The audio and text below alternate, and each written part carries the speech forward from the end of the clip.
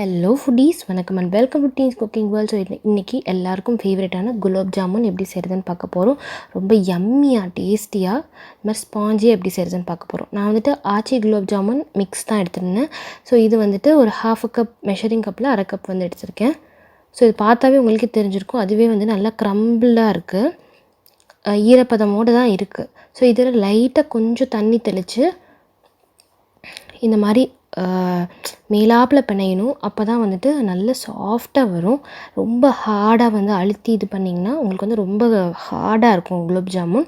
So அதனால் வந்துட்டு ரொம்ப ஹார்டாக பண்ணாமல் மெல்லிசாக பண்ணிங்கன்னா அதுவே வந்துட்டு லைட்டாக ஒரு தடவை 2 தடவை இந்த மாதிரி தண்ணி தெளிச்சிங்கனாலே நல்லா கம்ப்ளீட்டாக வந்து மாவு வந்து ஃபுல்லாக உருட்டி எடுத்துக்கிட்டேன். இப்போ வந்து பார்த்திங்கன்னா இதை வந்து ஒரு 10 நிமிஷம் செப்பரேட்டாக எடுத்து வச்சுருவோம். செப்பரேட்டாக எடுத்து வச்சிடும். அதுக்குள்ளார நம்ம வந்து ஜீரா பாகு வந்து ரெடி பண்ணிடலாம்.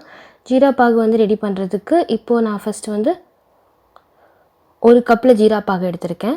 ஸோ அதே கப்பில் ஃபுல்லாக தண்ணி எடுத்துக்கிட்டேன். அதுக்கப்புறம் 1/4 கப், மொத்தம் 1 கப் சர்க்கரைக்கு 1/4 கப் தண்ணி வந்து எடுத்திருக்கேன் நான். ஸோ இது வந்து நல்லா கரையட்டும். சர்க்கரை வந்து தண்ணியில் நல்லா கம்ப்ளீட்டாக கரையட்டும்.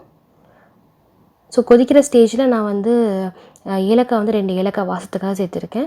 இது வந்து நல்ல பிசுபிசுப்பு தன்மை வந்து வரணும், அவ்வளோதான். இதுக்கு வந்து பதம்லாம் கிடையாது. ஸோ அதனால் வந்து நல்லா கொதிக்கும் போது ஒரு 3 to 4 மினிட்ஸ்லேயே அந்த இது அந்த பதம் வந்து வந்துடும். நீங்கள் வந்துட்டு எடுத்துகிட்டு ஒரு ஸ்பூனில் எடுத்து நீங்கள் வந்து தொட்டு பார்க்கணும். பிசுன்னு இருந்துச்சுனாலே அது வந்து அந்த பதம் வந்துருச்சுன்னு அர்த்தம். இந்த மாதிரி நல்லா ஷைனிங்காக இருக்கும், பிசுன்னு வரும்.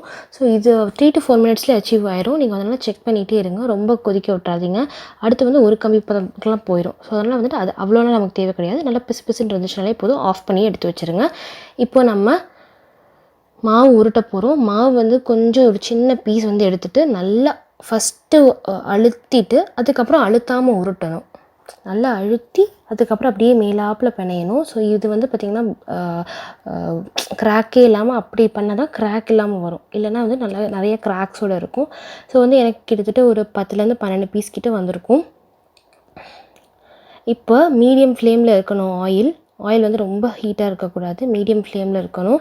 அப்போ தான் வந்துட்டு எல்லாமே ஈவனாக வந்து உள்ள வரைக்கும் நல்லா கம்ப்ளீட்டாக வந்து வெந்து வரும்.